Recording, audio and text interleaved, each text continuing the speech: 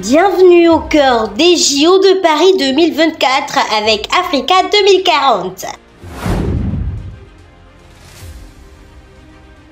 Tombé lors de son premier run, le rider tricolore Anthony Jean-Jean a tout de même assuré le podium olympique en BMX freestyle mercredi 31 juillet grâce à un excellent second passage. Le triple champion d'Europe, récompensé avec le bronze, décroche la première médaille française de l'histoire dans cette jeune discipline. Vaincu par le Canada en quart de finale de rugby à 7 féminin, la porte de sortie s'est déjà ouverte pour les Bleus de France 7 en ces débuts de Jeux olympiques de Paris 2024. Deuxième ex-aequo du 100 mètres brasse dimanche avec le champion du monde en titre américain Nick Funk et à seulement 2 cm de l'italien Niccolò Martinenghi, le britannique Adam Peaty a été testé positif au Covid-19 lundi.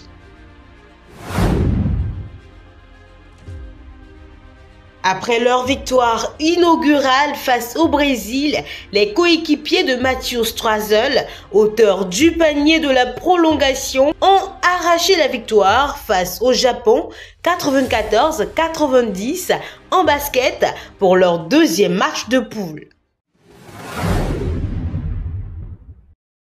Déjà titrée avec l'équipe des États-Unis, Simone Biles a poursuivi son fracassant retour en s'imposant dans le concours général. 8 ans après les Jeux de Rio, la superstar de la gymnastique mondiale a récupéré sa couronne. La championne américaine a définitivement relégué derrière elle le fiasco des JO de Tokyo.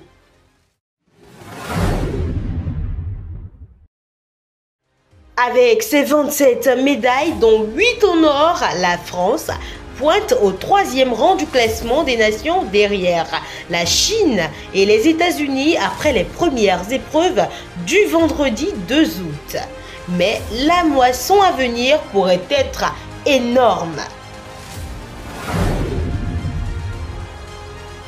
Et enfin, la boxeuse algérienne Imane Khelif, écartée des mondiaux en mars juste avant un combat pour la médaille d'or après avoir échoué à répondre à un test d'éligibilité à une participation en catégorie, est bien présente à ces Jeux olympiques et est sortie vainqueur de son 8e de finale face à l'italienne Angelina Carini après l'abandon de cette dernière. Sa présence dans ce tournoi olympique fait polémique. Giorgia Moleni dénonce un combat qui n'était pas sur un pied d'égalité. Le comité olympique algérien condamne pour sa part des attaques contraires à l'éthique. Au cœur de cette polémique, depuis sa victoire, le Comité international olympique a publié jeudi soir un communiqué pour défendre la boxeuse Imane Khelif. Elle est victime, selon ce dernier, de cyberharcèlement et de critiques sur sa féminité. Avec Africa 2040, restez à l'affût de l'info en temps réel.